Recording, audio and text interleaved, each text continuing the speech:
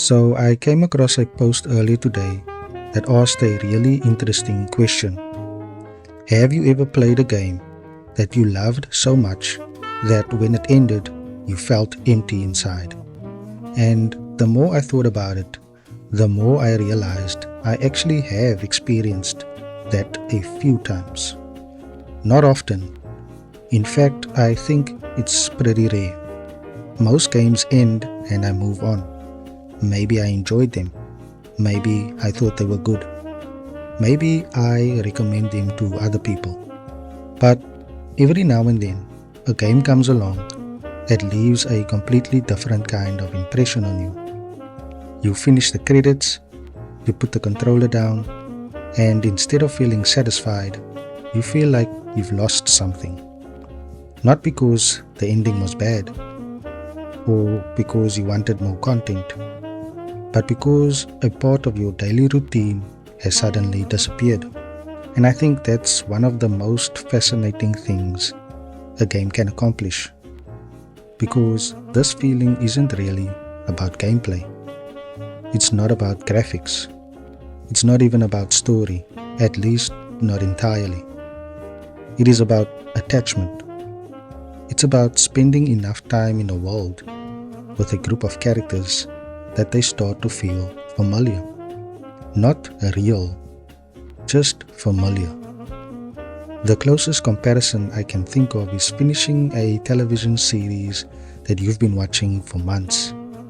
Suddenly, there are no more episodes, no more adventures, no more moments with characters you've gotten used to seeing every week. And then there's this strange little emptiness that settles in afterwards. I've only had a few games give me that feeling. The biggest one for me was Red Dead Redemption 2. Now, people always talk about the graphics, the world, the realism, and the attention to detail. All of that is true, but that's not what stayed with me. What stayed with me was the gang, the family, because that's really what Red Dead Redemption 2 is about. You start that game in the snow. Everybody is struggling to survive. You're hunting for food. You're fighting enemies. You're trying to stay alive. And from the very beginning, there's this feeling that it's all of you against the world. Everybody has a role. Everybody matters. Everybody contributes something. And over the course of the game, you spend dozens and dozens of hours with these people. You learn who they are. You learn how they talk. You learn what motivates them. You see their strengths and their flaws. You watch relationships develop. You watch the tension grow.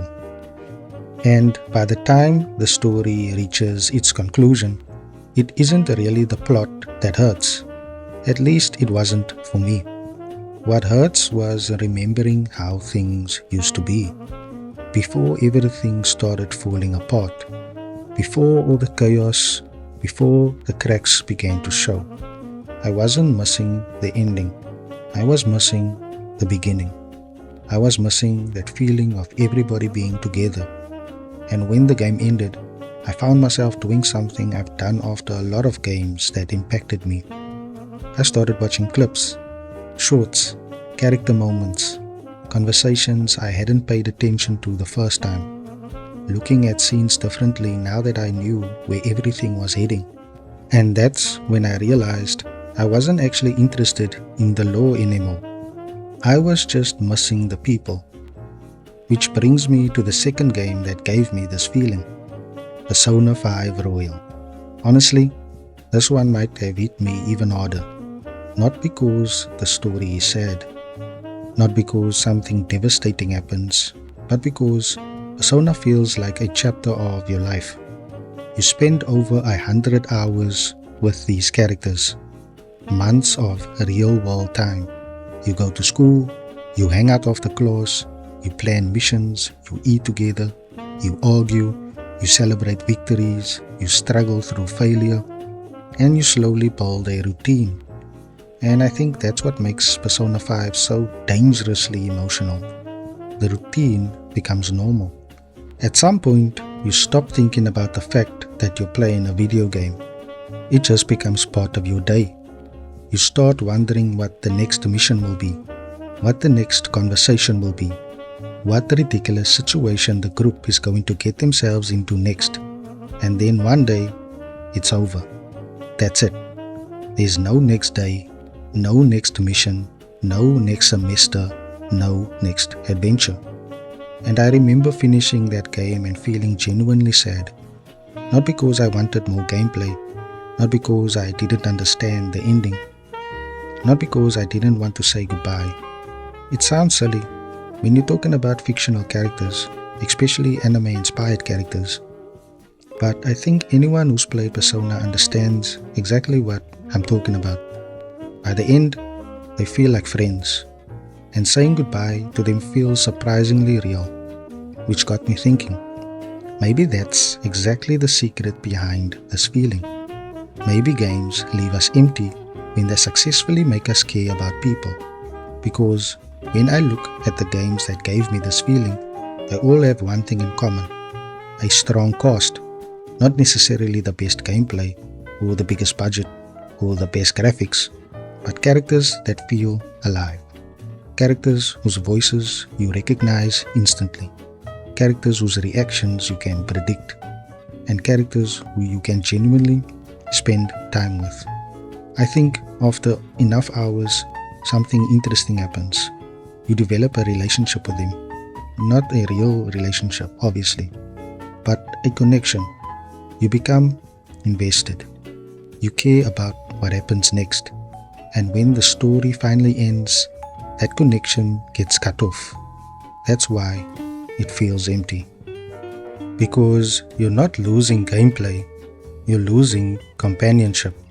You're losing a routine. You're losing a place you spend dozens or even hundreds of hours visiting. And maybe that's one of the highest compliments you can give a game. Not that it was fun, exciting, or that it had great combat.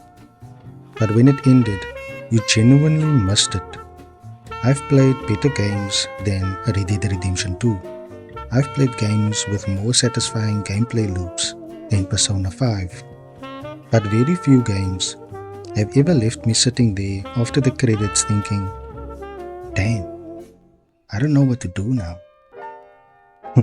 Honestly, I think that's kind of beautiful, because it means that for a little while, that world felt real enough that leaving it actually hurt. And if a game can do that, I think it's accomplished something really special.